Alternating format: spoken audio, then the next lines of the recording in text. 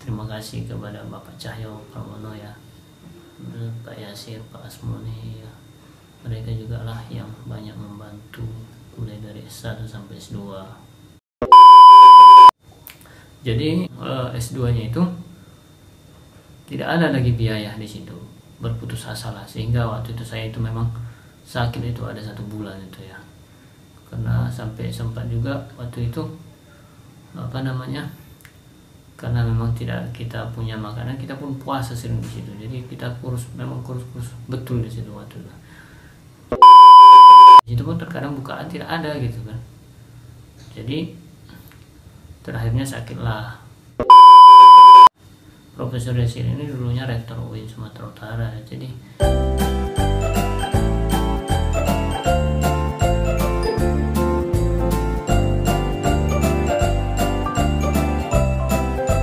selama abang itu jadi mu'alaf ya, kan abang itu keluarga besar, namun di dalam keluarga besar tersebut hanya abang sendiri yang muslim ya. Ketika di masa abang sudah kuliah, abang juga mandiri ya, bisa dibilang mandiri, biaya kuliah sendiri, kerja sendiri, cari uang sendiri untuk biaya kuliah sendiri. Kira-kira kalau boleh tahu, pengalaman apa sih yang sangat bisa dibilang menyedihkan bagi abang selama abang dari mulai kuliah S1, S2, bahkan sampai mencari pekerjaan? Apa kira-kira pengalaman yang menyedihkan atau ya menyakitkan lah, bisa dibilang?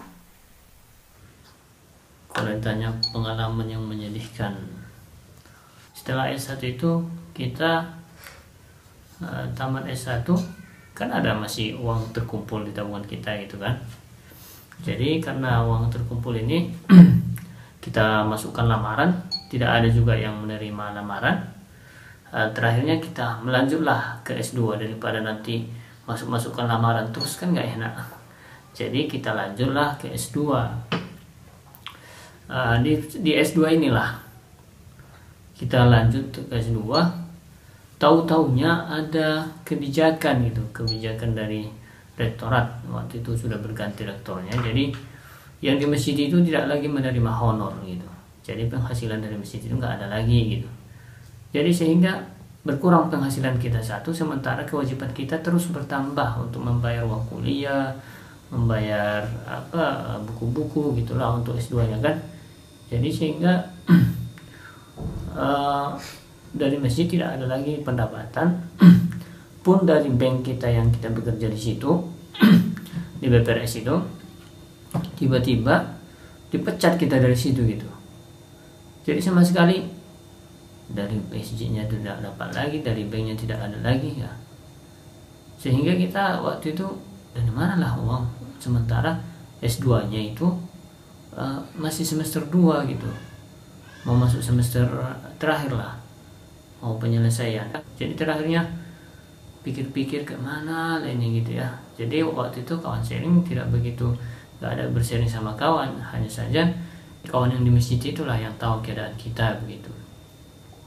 Jadi S2-nya itu tidak ada lagi biaya di situ, berputus asa lah. Sehingga waktu itu saya itu memang sakit itu ada 1 bulan itu ya, karena sampai sempat juga waktu itu karena memang tidak kita punya makanan, kita pun puasa sering di situ. Jadi kita kurus betul di situ waktu itu. Jadi sehingga Senin Kamis puasa terus di situ. Habis itu pun terkadang bukaan tidak ada gitu kan. Jadi terakhirnya sakitlah. Jadi setelah sembuh itu inilah untuk menyelesaikan S2 ini belum ada solusi gitu. Sementara tanggung S2-nya merangkak di semester 2. Sehingga waktu itu udah sehat total, udah sembuh, kita berencanalah ke Batam. Ke Batam kita waktu itu kan punya kereta gitu. Jadi saya pinjamlah uang abang saya itu, dengan syarat saya gantikan sebagai jaminan kereta itulah gitu. Saya waktu itu butuh 4 juta lah untuk ke Batam. Saya bawa 4 juta, dengan modal yang 4 juta itu pergilah ke Batam dengan ongkos pesawat. Habis itu sampai sana, tahu-tahunya sampai sana tidak dapat kerjaan juga gitu. Setelah itu barulah ada tawaran dari Samosir untuk bekerja di situ, di masjid itu gitu. Ditawarkanlah di situ sebagai imam atau mengisi sholat 5 waktu, imam, azan, dan juga khotib Jumat gitu, selama 7 bulan dengan gaji waktu itu 1 jutaan ya, itu dari gajinya itu dari Yayasan Haji Hanif waktu itu. Jadi selama 7 bulan. Tapi di situ juga ada juga niat kita untuk gimana caranya biar S2 itu selesai, karena kalau di kampung-kampung aja tidak ada perkembangan. 7 bulan di situ begitu aja, kita sholat, kita azan, yang kita panggil pun tak datang gitu. Masyarakat yang di situ tak ada pun satupun orang yang datang kecuali anak-anak itu. Tetapi kalau hari Jumat banyaklah masyarakat yang datang ke situ. Baru setelah itu teringatlah kawan saya di masjid dulu, si Yusuf namanya ya. Jadi waktu itu dia jumpa sama Profesor Yasir. Profesor Yasir ini dulunya rektor UIN Sumatera Utara. Jadi dibilangnya, Pak, si Duha sudah nggak S2 lagi. Kenapa bisa nggak S2 lagi?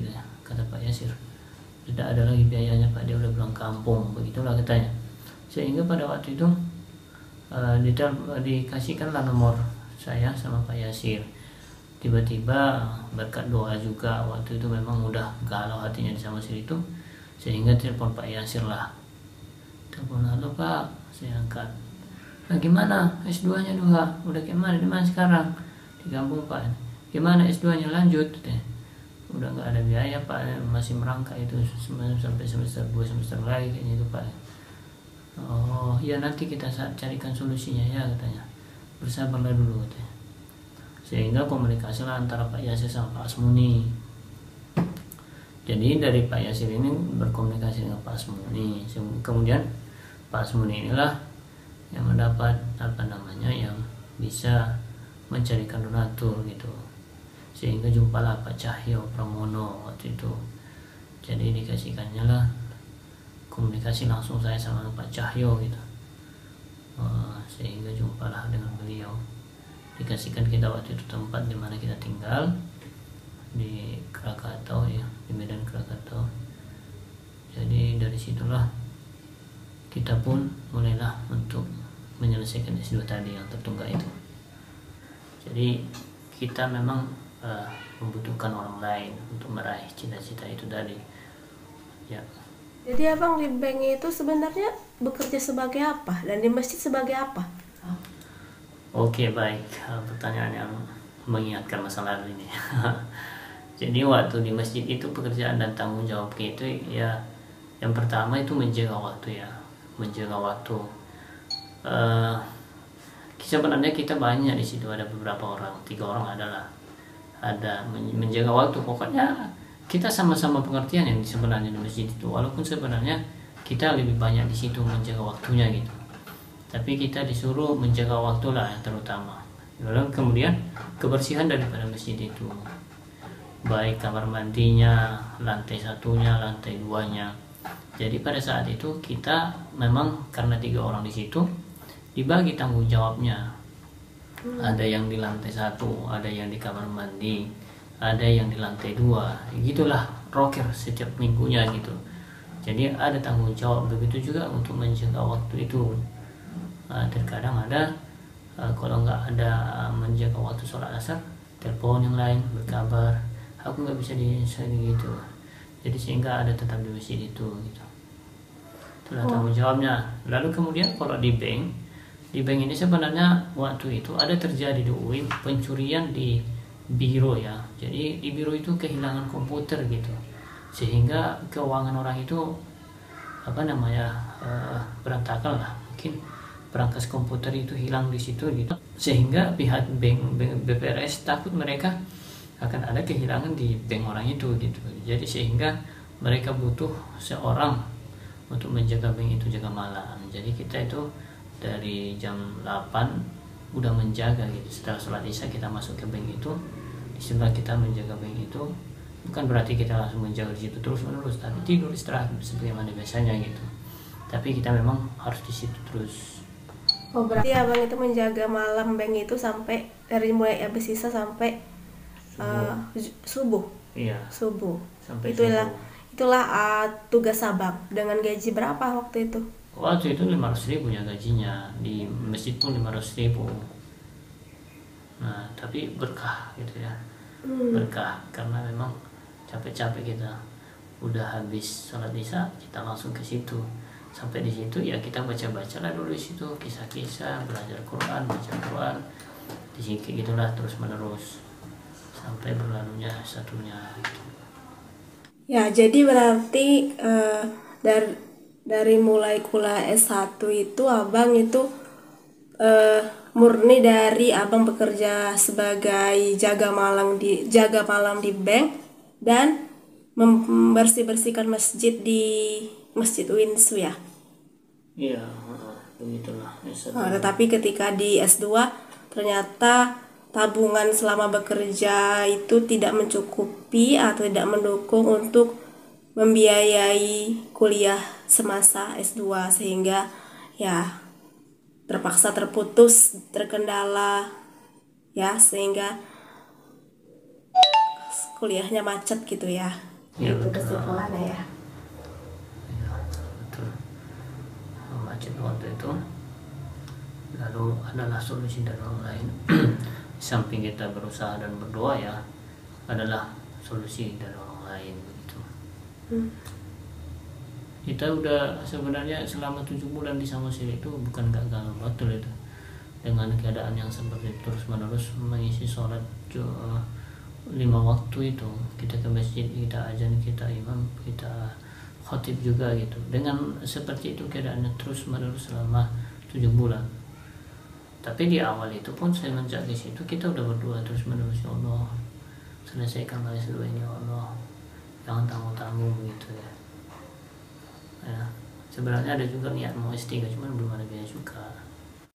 Berarti ya selama abang kuliah S1 dan S2 itu ternyata walaupun mungkin kurang dapat perhatian dari keluarga ya, orang tua, ternyata abang mendapat perhatian dari banyak orang yang mungkin sebelumnya yang belum abang pernah kenal sama sekali ya, tapi melalui mereka mungkin pertolongan Allah itu datang sehingga abang bisa selesai untuk bisa menyelesaikan kuliah S1 dan S2 abang ya. Benar seperti itu kan? Iya betul.